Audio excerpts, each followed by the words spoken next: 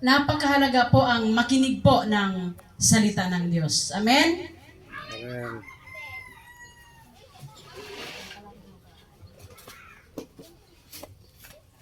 Ang ating pong teksto ay sa Proverbs 16, verse 1 to 5. Hindi ko na po uulitin basahin ang verses from 1 to 5. Kasi binasa na po natin kanina. Ang pamagat po ng ating pag-uusapan sa oras na ito ay surrender. Pagsuko. Samahan niyo po muna akong manalangin. Aming amang makapangyarihan, salamat Panginoon sa oras na ito, O God, na narito kami sa iyong harapan, O God, sa iyong paanan, upang kami magpasalamat, magpuri sa kabutihan mo po sa buhay namin, Panginoon. Sa kabila, O God, ng aming mga pagkukulang, ikaw ang nagpupuno. Sa aming mga kahinaan, Panginoon, ikaw ang aming lakas. Sa unos na aming hinaharap, Panginoon, ikaw ang katagumpayan, Father God. Ikaw ang may-ari ng aming buhay, Panginoon. Kaya ang lahat ng bagay, Panginoon, ay pinagkakatiwala namin sa iyo, maging ang aming mga buhay at ang bukas, Panginoon, ay sa iyo po namin ipinagkakatiwala ang lahat ng bagay. Lord, sa oras na ito, ihahayag ko pang iyong mga salita, Lord God. Ang karunungan na nanggagaling sa iyo, Panginoon, ay patuloy maranasan ng iyong abang lingkod, Father God. Salamat, Ama, at ito po ang aming dalangin sa matamis makapangyarihan dakila at banal na pangalan ng iyong anak na si Jesucristo, aming Panginoon. Ang lahat ay magsabi ng Amen. Ang sumulat po ng aklat ng Kawikaan ay si Haring Solomon. Ang layunin po ni Haring Solomon, bakit niya ito isinulat? Upang maunawaan ng mga tao ang pangyayari at mga sitwasyon sa pananaw ng Diyos. Ang mundo ay isang lugar ng labanan. Mula bumagsak ang tao sa kasalanan sa hardin ng Eden, sabi nga sa Genesis chapter 3, verse 17 to 19, ang sabi dito, at kay Adan ay sinabi, sapagkat iyong dininig ang tinig ng iyong asawa, at kumain ka ng bunga ng punong kahoy na aking iniutos sa iyo na sinabi, huwag kang kakain yaon, sumpain ang lupa dahil sa iyo, kakain ka sa kanya sa pamamagitan ng iyong pagpapagal sa lahat ng araw, sa lahat ng mga araw ng iyong buhay. Kaya po sinabi na makasalanan po ang sanlibutan. Ang mundo na nilikha ng Diyos ay laging lumalaban sa Kanya. Hindi literal na lumalaban, yung nakikipag-away, hindi po ganon. Lumalaban po ang mundo sa mga kasalanan na ginagawa ng mga tao sa mundo. Sabi po sa Roma chapter 8, verse 20,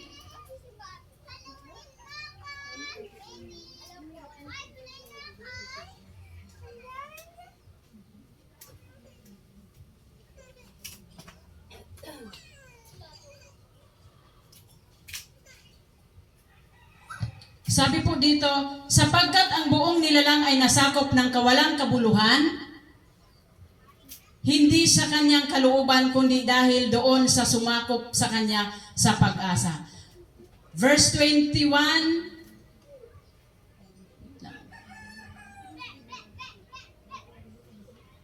na ang buong nilalang naman ay magiging laya mula sa pagkaalipin ng kabulukan sa kalayaang maluwalhati ng mga anak ng Diyos. Verse 2, sapagkat nalalaman natin na ang buong nilalang ay humihibik at nagdaramdam na may kahirapan na kasama natin hanggang ngayon.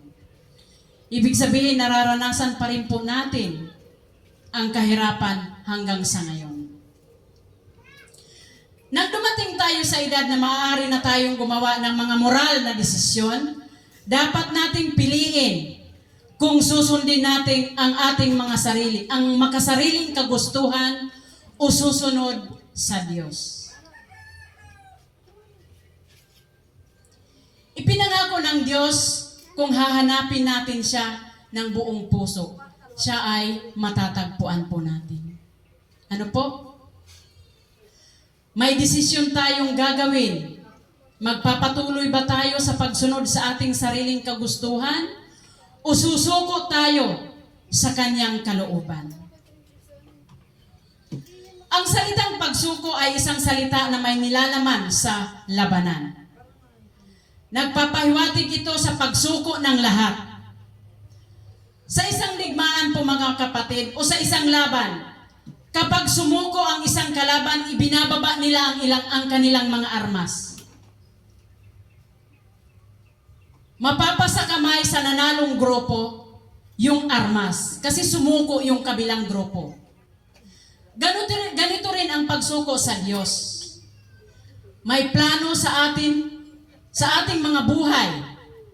At ang pagsuko natin sa Kanya ay nangangahulugan na isasantabi natin ang ating sariling mga plano at masugid na susundin ang kalooban ng Diyos. Sabi nga po sa teksto natin sa verse 1,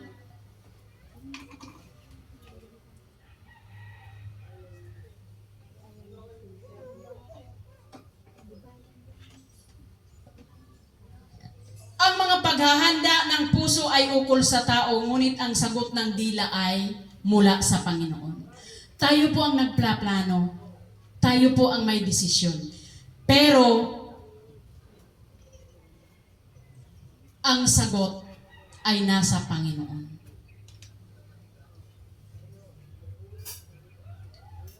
Ang mabuting balita o ang salita ng Diyos ay para sa ikabubuti natin. Parang isang magulang lang yon.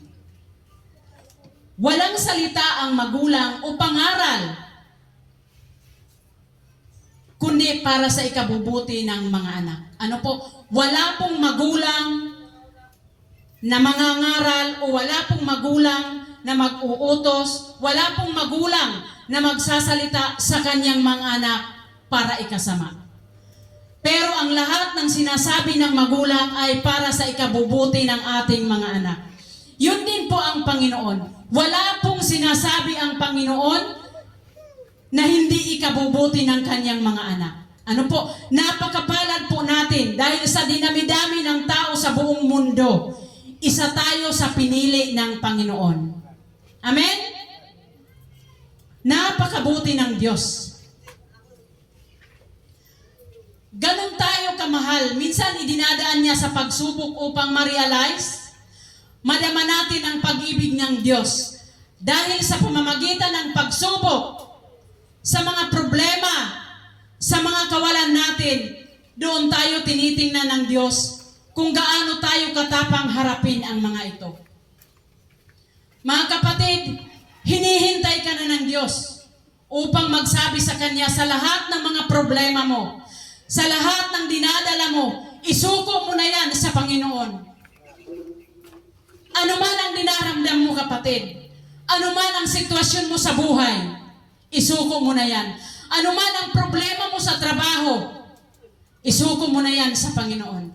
Dahil hinihintay ka na ng Diyos, nakausapin mo siya, isurrender mo sa Kanya ang lahat ng iyong mga problema, ang lahat ng mga pinagdadaanan mo, ang lahat ng hirap na pinagdadaanan mo, hinihintay ka na ng Diyos. Mga kapatid, bawat isa sa atin ay may plano ang Diyos. Sobrang napakaganda ng plano ng Diyos. Hindi gaya ng plano natin o ng sarili nating plano na minsan ay palpak. Ano po? Minsan po kasi pag plano lang po natin, hindi lang po minsan, karamihan po ay palpak. Pag tayo lang po ang nagplaplano, kung hindi natin kasama ang Panginoon sa mga plano natin, karamihan po ay palpak. Pero kung ang plano natin ay isusubmit o isusurrender muna natin sa Panginoon, itatanong po muna natin sa ating Ama, kung ito po ba ay karapat-dapat, kung ito po ba ay kalooban mo. Mga kapatid, mangyayari po ang lahat ng bagay.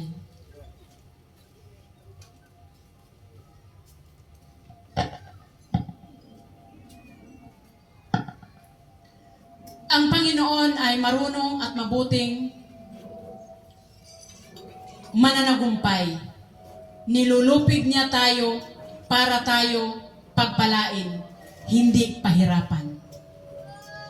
Mga kapatid, may dalawang uri ang pagsuko. Una, pagsuko na ito ay katapusan na. Talagang ayaw mo na. Talagang gusto mo nang tulukan ang buhay mo. Kaya nga may mga tao minsan na kinikitil ang sariling buhay or nagpapakamatay, di ba? Dahil hindi na nila kaya ang mga problema. Hindi na nila kaya ang mga pagsubok sa buhay. Hindi na nila kaya yung kahirapan na pinagdadaanan. Mga kapatid, yan ay maling desisyon. Pangalawang uri ng pagsuko, ito ay ang pagsuko natin sa Panginoon.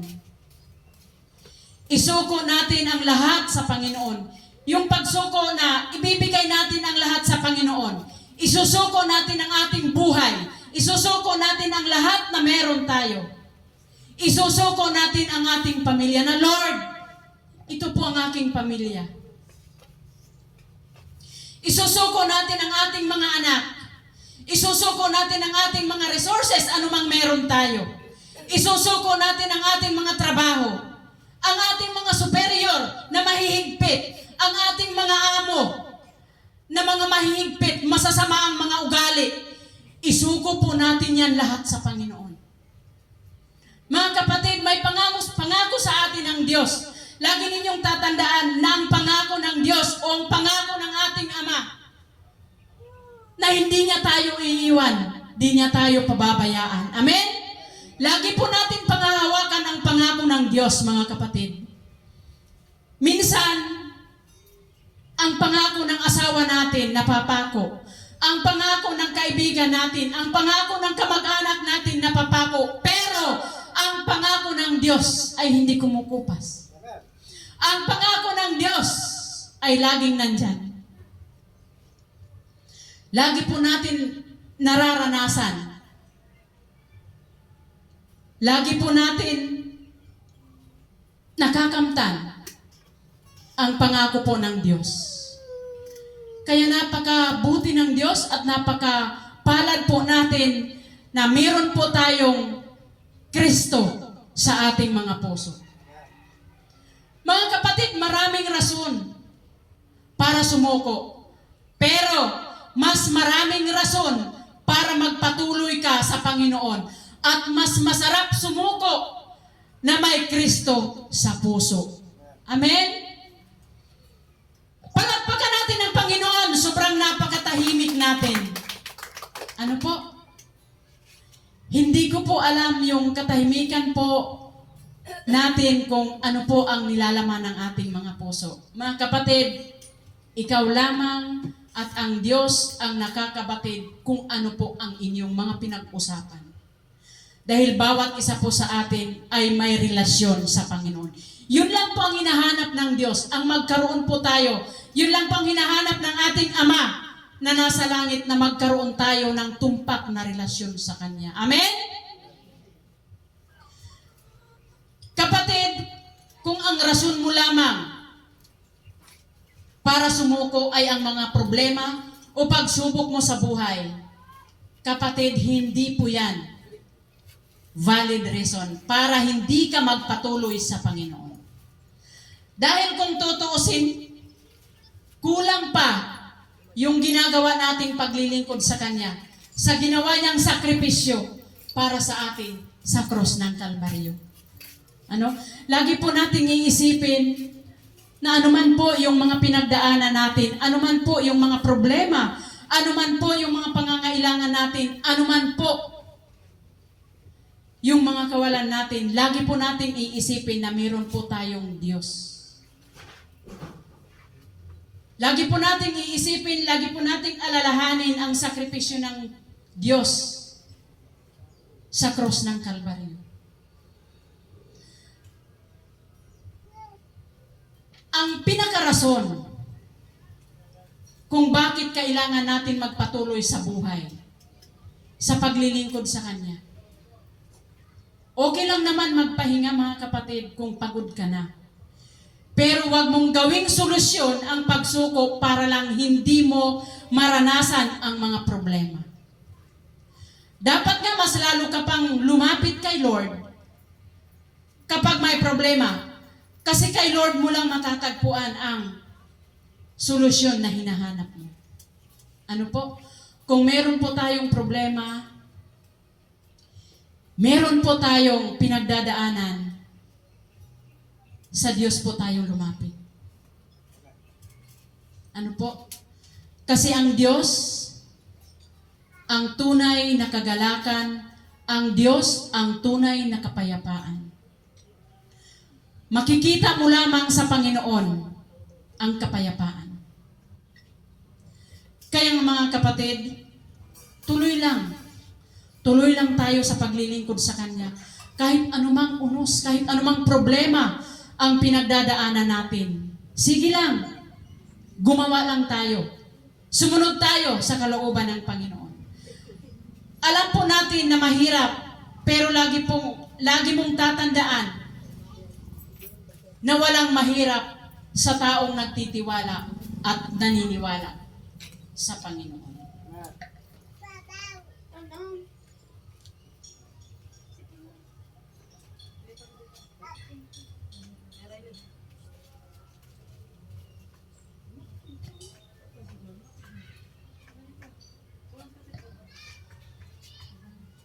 Sabi nga sa unang Korinto, wala pang pagsubok na dumarating sa inyo na hindi nararanasan ng lahat ng tao. Tapat ang Diyos at hindi niya ipapahintulot na kayo'y subukin ng higit sa inyong makakaya. Sa halip pagdating ng pagsubok, bibigyan niya kayo ng lakas upang mapagtagumpayan iyon. Yung victory natin ay nandyan na yon, na ibigay na yon ng Panginoon. Ang kailangan na lang natin gawin ay ang lakaran ito. At sa paglakad mo, tuloy-tuloy ka lang hanggang sa makarating ka sa finish line. Ano po mga kapatid? Inuulit ko po, huwag kang sumuko. Ituloy ang laban dahil kasama mo ang Panginoon. Lagi po nating ipapanalangin, lagi po ganito ang panalangin sa pag-surrender sa Panginoon.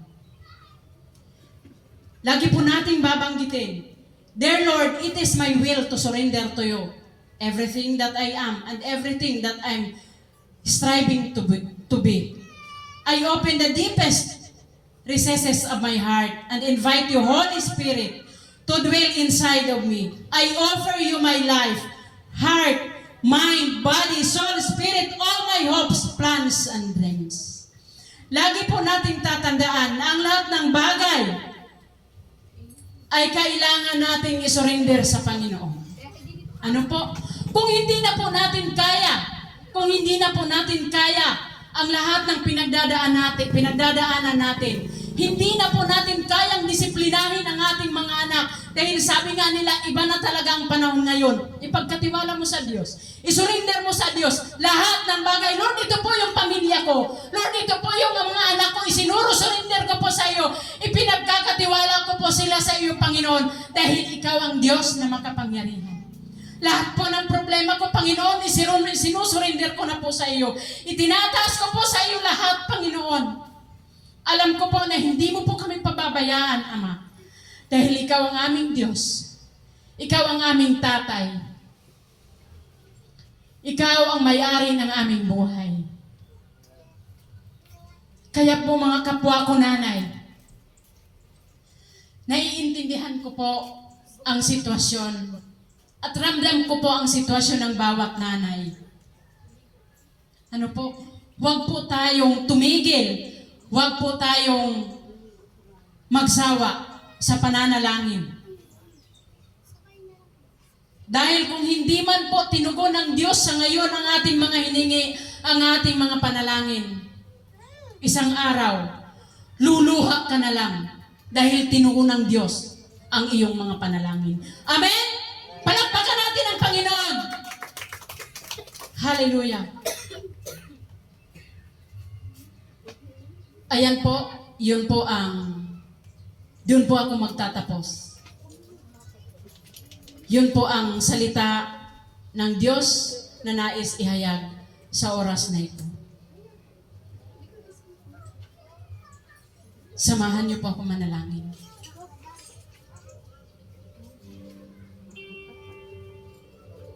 Tinatawagan ko po yung music team.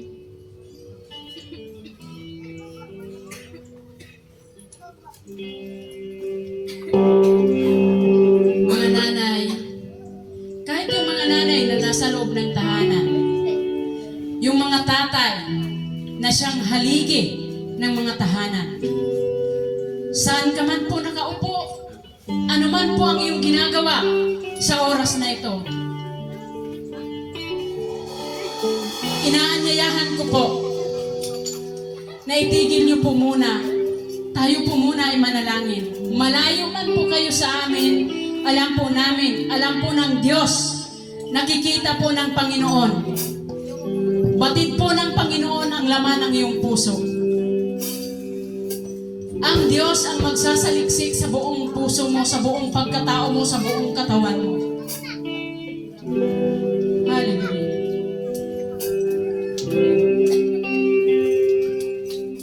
Inaanyayahan ko pong tumayo ang bawat isa. Mga nanay, ibuka mo po ang iyong labi. Ikaw po ang makipag-usap sa Panginoon. Kung ano po ang iyong nais, ano po ang gusto mong hingin sa Panginoon. Mga kapatid, nakikinig ang Diyos. Nakatingin sa iyo ang Diyos. Hinihintay ka na niya. Hinihintay na ng Diyos ang iyong pagsurrender. Hinihintay na ng Panginoon ang iyong pagsuko. Hinihintay na ng Diyos na kausapin mo siya. Hinihintay na ng Diyos, Panginoon. Hinihintay na mga kapatid. Hinihintay na tayo ng Diyos. Hallelujah, hallelujah. Hallelujah, Jesus. Lord, itinatasin ko sa iyo, Panginoon. Sa oras na ito, amahibuhay mo po ang puso ng bawat isa. Abutin mo ng iyong mahabang kamay, Panginoon. Abutin mo ang puso ng bawat isa, Panginoon. Haplusin mo, Panginoon, ang puso ng mga tatay, Panginoon. Ang puso ng mga nanay, Panginoon, Lord God. At ipunawa mo po sa kanila, Panginoon, ng lahat ng bagay, Panginoon, meron kami. Yun ay galing sa iyo, Father God. Isinusurrender namin sa iyo ang aming mga pamilya, Panginoon. Isinusurrender namin sa iyo ang aming mga anak, Panginoon. Lord, pinagkakatiwala namin sa iyo ang lahat ng bagay, Panginoon. Dahil ikaw ang aming Diyos, ikaw ang aming tatay, Panginoon. Ikaw ang nagmamayari ng aming mga buhay, Panginoon. Lord, sa oras na ito, tingin mo, Panginoon, ang hinahin ng bawat anak mo, God. Tingin mo, Panginoon, ang tunog ng aming mga instrumento, Panginoon. Lord, itinatasin ko sa iyo, Panginoon, ang bawat isa, O God. Hallelujah, hallelujah. Ikaw lang ang amang nakakapagin sa aming mga sitwasyon, Panginoon. Lord, meron man po kami itinatago sa aming mga puso, Panginoon. Pero sa iyo, Lord, wala kami may itatago, Panginoon. Lahat ihahayag sa iyo, O God. Lord, itinatago mo sa iyo ang bawat pamilya, O God. Hallelujah. Pagkasan ka rin ang mga pintuan, Panginoon, para sa iyo. Bukas, Panginoon, ang kanilang mga puso para sa iyo, O God. Lord, hallelujah, hallelujah, Jesus. Lord, ang lahat ng aming mga plano, Panginoon. Ang lahat ng aming mga plano, ang Diyos, ay mangyayari na di mag-isip. Ang lugar na ito, Panginoon, Lord God, tinataas namin sa iyo, Panginoon. Alam ko, O God, na meron kang plano sa lugar na ito, Panginoon. Alam ko, Panginoon, na hindi mo hahayaan, O God.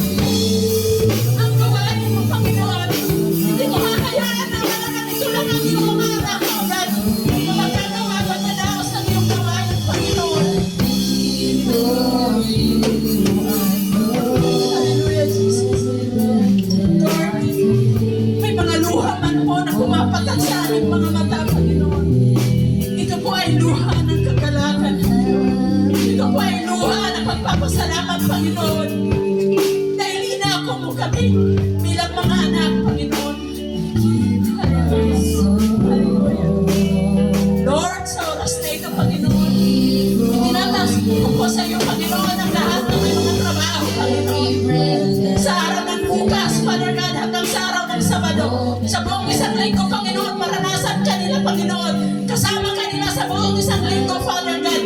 Ang pag-iingat ay patuloy na maranasan, Panginoon, ng iyong mga lingkod. Sa buhay, O God, ni Sunny, Panginoon. Sa buhay ni King, Father God. Sa buhay ni Kuya Mio, Panginoon. Sa buhay ni Brad Marvin, Father God. Sa buhay ni Chris, Panginoon. Sa buhay ni Kuya Unyo, Father God. Sa buhay ni Bornok, Panginoon. Sa buhay ni Nidio, Panginoon, Lord God. Sa buhay ni Brad Jeric, Father God. Sa buhay ni Michael, Panginoon. Sa buhay ng mga anak ng lahat na nakatira sa lugar na ito, Panginoon.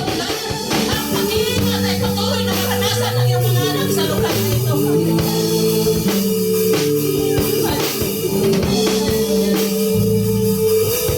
Lord, ikaw lamang, Panginoon, ang magkakapatid sa sitwasyon namin, Panginoon. Maging sa ating mga anak, sa mga anak namin, Panginoon, na kasama namin, Lord God. Sa paglilingkod sa iyo, Ama, ang karunungan na nanggagaling sa iyo, God, ay patuloy naming maranasan, Panginoon. Lord, mangyayari, Panginoon. Mangyayari ang kalooban mo, Father God, sa lugar na ito, in the name of Jesus. In the name of Jesus. Maging sa iyong pastor, Panginoon. Sa buhay ni Pastor Gilbert, Ama. Lord, na kung saan siya ang iyong itinalaga sa lugar na ito, Panginoon. Ang karunungan, Panginoon, at ang lahat na kanyang inaharap, Panginoon, at pagsubok ay patuloy, Panginoon, na malalampasan niya in the name of Jesus.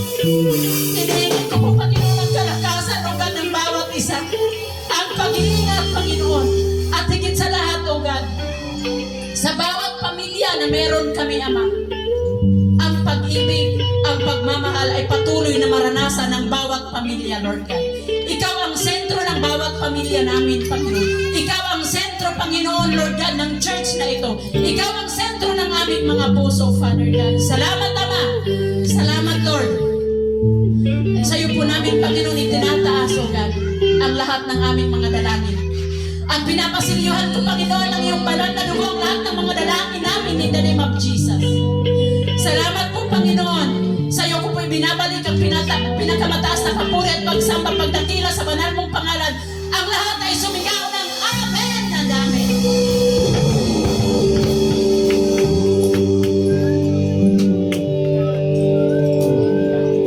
What a happy day, mga kapatid.